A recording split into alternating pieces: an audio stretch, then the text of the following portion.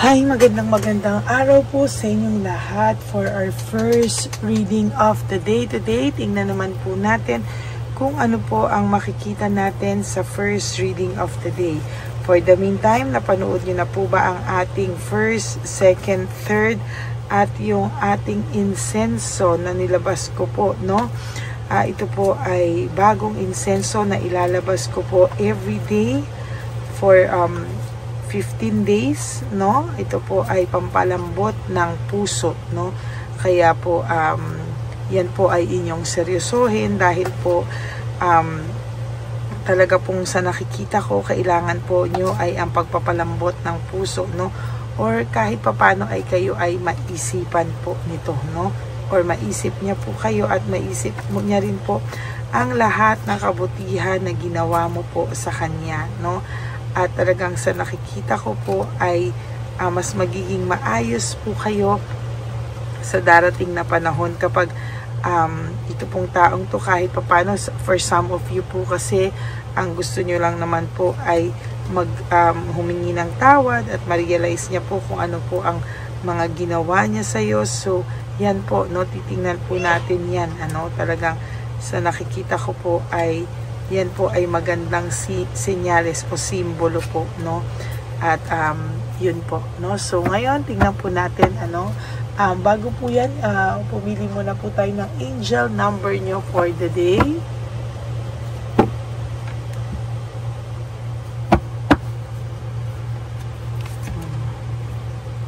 Ay, bakit ganito?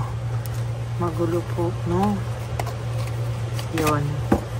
Okay, pili po tayo ng inyo pong angel number for the day. Ano po ang mensahe ng angel number o ano ang number ng ayan, nyo for the day.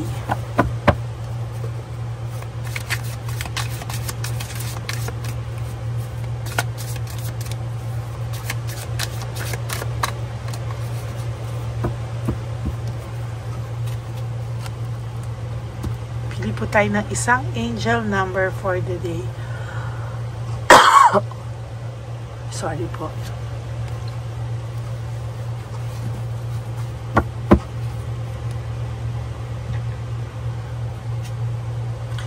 #21 energy levels. Wow, no? So nakikita ko po sa inyo ay may prosperity, harmony po at journey na mangyayari sa inyo, no? Kailangan mo lang daw pong maghintay, maging disiplinado at talagang yung mga nangyayari sa inyo ngayon, alam ko exaggerated yan, pero one day daw po, that day you're waiting for will come true, no? Yung araw po na pinakahihintay mo, naku, lagot ka po, darating na po siya.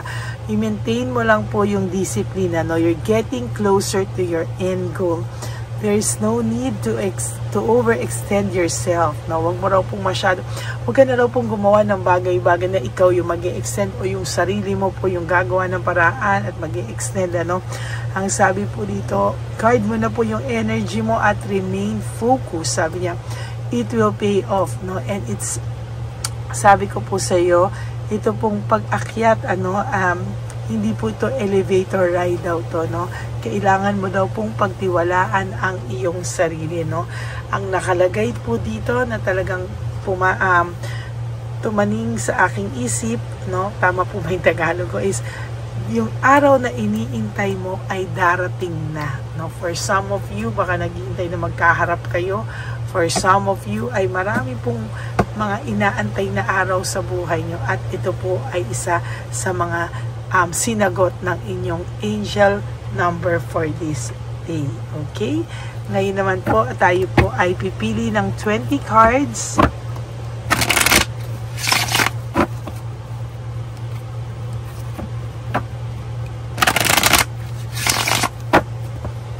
Pili po tayo ng 20 cards. Ayan. 1, 2, 3, 4, 5, 6,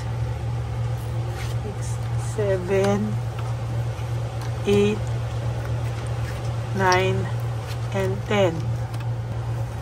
11, 12, 13, 14,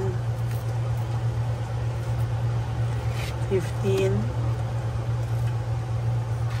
16, 17, 18, 19, and 20.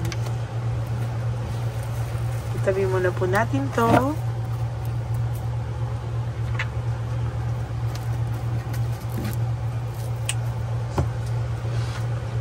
At buksan muna po natin ang ating baraha, ang ating kandila.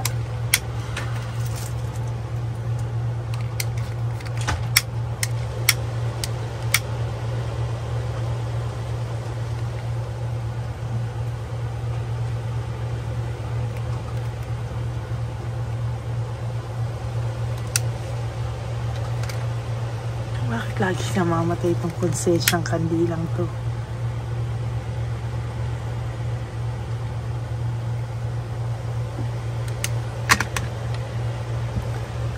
Okay. For your number 1 card, it's all about conflict, no? Ang tao pong ito ay nakakaramdam ng matinding conflict sa ngayon, ano? Siya po ay merong nararamdaman na hindi po niya gusto o siya po ay nahihirapan, ano? Right at this very moment, itong taong pong ito ay may kinakasangkutan po siyang gulo, maybe. For some of you na may third party, ay sila po ay nag-aaway, no? Sila po ay nag-aaway at sa nakikita ko po, ito po ay inyong karibal or kakompetition, ano? So, sa nakikita ko po dito ay hindi po magiging maayos at hindi po magiging maganda ang mga bagay na ito sa ngayon, ano? Medyo magulo po ang isipan ng inyong person at ito po ay magsisilbing gulo sa kanyang buhay o unos, no, o karma sa kanya, no? Blinded po siya, hindi po siya makapagdesisyon sa mga oras na ito kung ano po ang talagang gusto niyang mangyari sa kanyang buhay. Siya po ay nakakaramdam ng major weakness, no? Nanghihina po ito sa mga oras na ito at sa nakikita ko po talagang hindi po ganon kadali sa kanyang magdesisyon kung ano po ang gusto niya sa kanyang buhay. Bakit? Kasi po gulong-gulo po ito sa sitwasyon na meron siya, no? Pero nung una, sabi ko nga po sa iyo, wala siyang takot sa mga pinapasok niya, no? Wala po siyang panay po siya, gusto niya po ng action, adventure, no? Ang tapang-tapang, fearlessness. Wala po talaga siyang kinakatakutan, no? Basta lang po, sige. Pero ngayon po, nakaramdam po siya ng panay problema lang daw pala po ang pinasok niya. Sakit sa ulo lang daw pala po yung pinasok niya at gulo lang daw pala po yung pinasok niya, no? Talagang makikita mo po dito na naguluhan po ito at talagang sabi niya po, gulo lang daw talaga yung pinasok niya. Gulo lang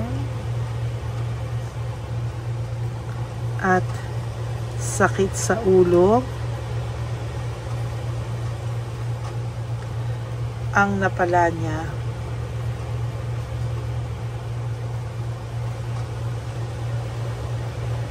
Sa pag-iwan niya sa iyo.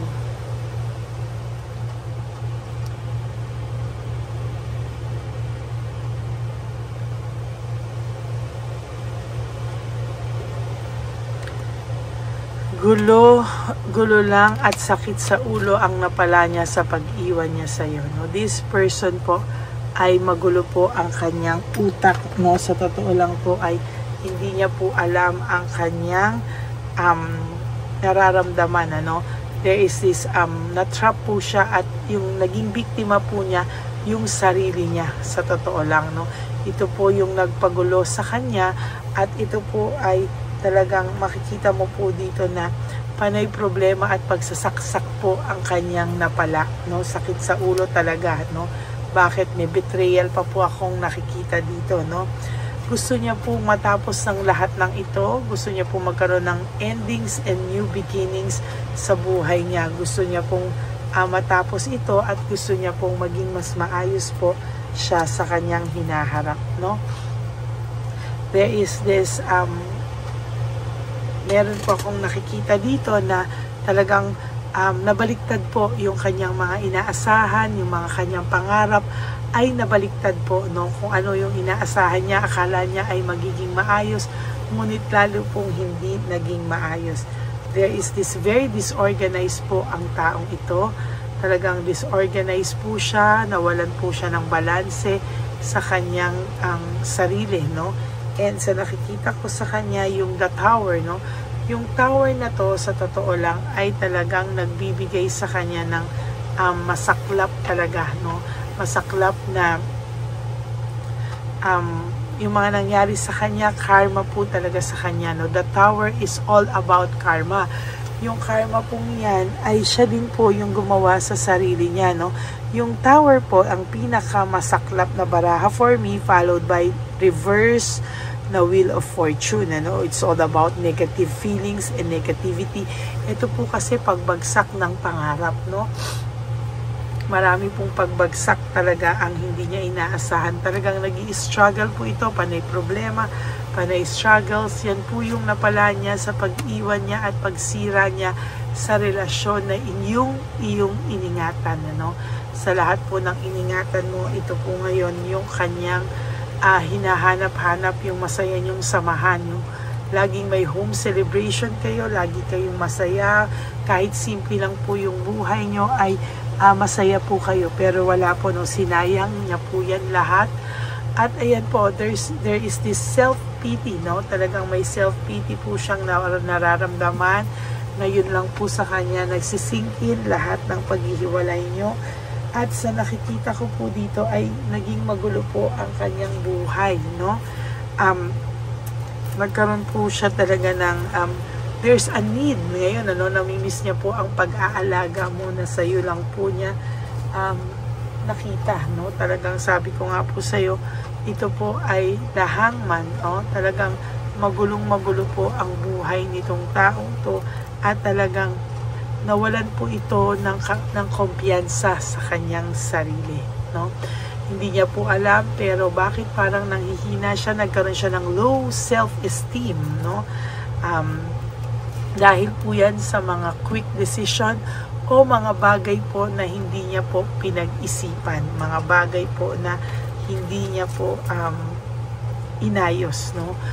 May mga tao po talaga na talaga pong may nag-betray talaga. Feeling mo you are na-betray ka po talaga, at talagang there will come a time na babalik talaga lahat ng nangyari sa iyo ay talagang mararamdaman niya po, no? Sorry po.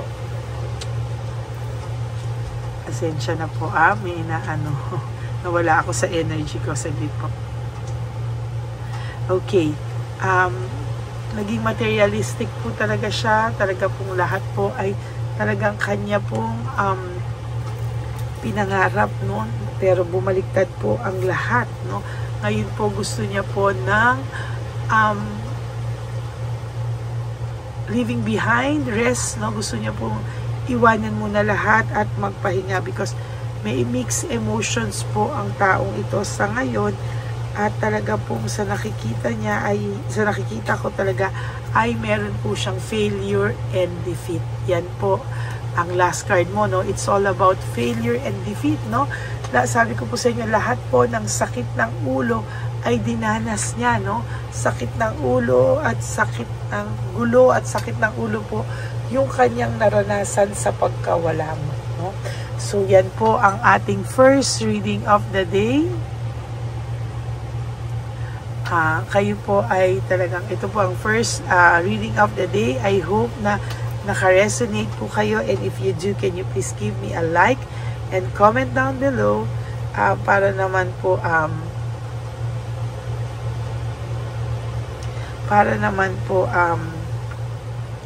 meron po talaga tayong makita ko po ang inyong mga reaksyon. Yan po, gusto ko pong makita ang mga reactions nyo at comments nyo dito po sa ating reading of the day. And for those of you who would like to have a private reading with me, you can message me po at Ladyly Elena, that's Ladyly Elena. Nasa dulo po yan ng ating video. Diyan nyo lang po ako makakontakt. That is my only official and legit FB account. Nasa dulong-dulo po yan ang ating video. At bago po yan, bago nyo po makita yung aking official and legit FB account, ay inano ko din po, no, nilabas ko din po ang fake account ng Lady Elena na kung saan siya po ay nang-i-scam at nag-hack po ng mga tao, no? Details ng inyong mga phones, kaya mag-ingat po kayo dyan lahat. And for those of you po na who would like to give me a super thanks for this video, I would really appreciate that, lalo na po nalalapit na po ang ating One Love a Day para sa ating matatanda, no, sa kalye. Yan po ay ating taunang advocacy o mission, ano. For this day po, mangyayari na po ang unang One Love a Day on March 1, no. Kaya maraming salamat po sa inyong lahat, no. Kailangan po talaga natin ito para naman po marami pa po tayong mapasayang matatanda, no. And please, no skipping of ads. Tulong nyo na po yan sa ating channel. No, palagpasin nyo lang po yung mga ads para naman po makatulong din po yan. Ano? And para naman po sa aking mga ever loyal, solid, and faithful na Lady Elena family, I love you all from the bottom of my heart. Mahal na mahal ko po kayong lahat. At true enough po na ako ay nagpapasalamat po sa inyo, no? Sa lahat po ng mga tulong po na mga magagandang words, may mga I love you sa mga comments. Maraming salamat po sa inyong lahat.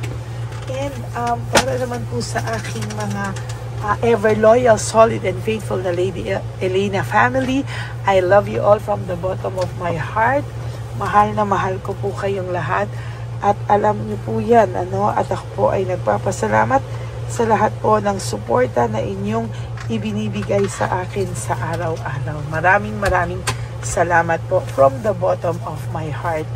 And ang lagi ko pong payo sa inyo, alam niyo naman po yan, is just to live one day at a time.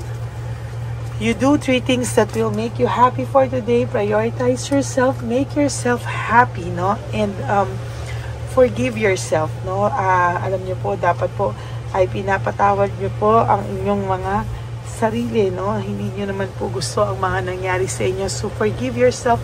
And of course, you have to be grateful na we are still alive. Meron pa po tayong pagbawi sa ating mga sarili, no? Kaya wag po kayong malulungkot at talagang tayo po ay babawi sa ating mga sarili, no? Dahil tayo po ay buhay pa, binigyan po tayo ni Lord ng masayang health, no? At talagang ito po ay atin pong dapat i-appreciate from the bottom of my heart. And also you have to choose, always choose to love yourself, because self-love is still the best love of all. And you have to realize that life is so short. Don't make it shorter by stressing yourself from all the pains and heartaches na binigay sa inyo na kahapon. Just surrender everything to the divine universe and just let go and let God write your life and love story. I will be back for another set of reading. Huwag po kayong malulungkot, ha. Ako po ay magbabalik for another set of reading. For the meantime, kayo muna po ay mag-relax. Panoorin nyo po lahat ng mga videos and episodes natin na hindi nyo pa po napanood. And ako po ay magbabalik for our second reading of the day. Yung insenso po na inilabas ko kanina ay gamitin nyo po yan. Ano? Yan po ay pampalambot ng puso ng mga matitigas nyong person. Okay? Everyday ko po ilalabas yan. The more na chinatsagaan nyo po yan, the more po yung i-epekto. Maraming salamat po, and I will all see you again on my next reading. Bye! Okay, update po, may nagpanggap pong subscriber natin na siya po ay magpapahula sa fake na Lady Elena, kaya ayan, hinihingan po siya ng $80 at ang cell po niya ay nabigay at nakuha. Ang pangalan niya po sa cell ay Julian Albert, no? Siya po ay may cell account din, kaya mag-iingat po kayo. Ayan po, no, kung sino man po yung scammer na Julian Albert na yan, no, i-insensuhan po natin yan. para siya po ay makonsensya. Kung wala man po siyang konsensya, at least po bumalik sa kanya lahat po ng kanyang ginagawa, at maling-mali po yan. Basahin niyo po lahat yan, makikita niyo po, ayan po ang cell number niya at Julian Albert na yan, para po talagang ma-report din po natin yan na siya ay gumagamit ng cell account na Julian Albert. Mag-ingat po kayo, ayan po yung number niya, ayan po yung pangalan niya. Huwag po kayong magpauto. Nakita nyo naman po, napakalayo po ng pangalan ko sa pangalan ng pinagsesendan nyo po ng account o ng pera. Kaya mag-ingat po kayo at beware sa scammer na to. At talagang ayan po, pinost ko po ang kanyang pangalan dito para maging babala po sa inyong lahat. Maraming salamat po. At mag-ingat po kayo, paki-report po ang page na yan, ang messenger niya na Lady Elena. Maraming salamat po and God bless you all. Ayan, sa susunod po makikita niyo yung account niya na i-report niyo. Salamat po na marami. Magandang gabi po ulit sa inyong lahat. Ako po ay muling nagpapaalala sa inyo na mayroon pong lumalabas sa FB at Messenger account na fake account po, nang hihingi po ng $25 through PayPal, at hindi po yan totoo. Huwag po kayong maniwala dyan. At pag sinabi mo po na gusto ko pong marinig ang boses nyo or makita kayo, ang sasabihin po ay magbibigay kami ng link, buksan mo yan, at pagkatapos ay makikita mo ako. Huwag po kayong maniniwala dahil yan po ay hindi totoo. Yan po ay isang malaking scam na pag binuksan nyo po ay mahahack po lahat sa inyo. Mahahack po ang inyong mga personal details. Lahat ay mahahack. Ako po ay nalulungkot na ito po ay nangyari, ngunit sa talagang may mga tao pong masasama at may mga tao po talagang hindi makatiis na hindi gumawa ng masama sa ibang tao. Pero maging aware po sana kayo, tulungan niyo po ako, i-report po natin yung fake na yan at sa FB para siya po ay mawala na at wala na po siyang mabiktima pa. Nandyan po lahat ng details at maraming salamat po sa inyong lahat. Maraming salamat po sa inyong lahat at mag-iingat po kayo.